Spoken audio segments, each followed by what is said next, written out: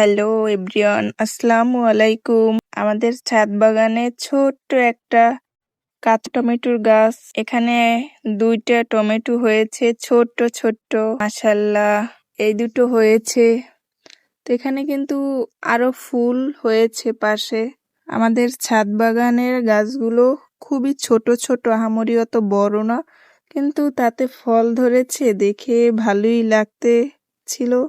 এই কামরাঙ্গা গাছটায় আরো একটি কামরাঙ্গা বড় হয়ে হলুদ হয়ে গিয়েছে। এইটা এখন ছিঁড়ে ফেললাম। এইটাও যে আমি আমার শ্বশুরকে দিয়ে দেব। এগুলো কিন্তু বেশ মজা,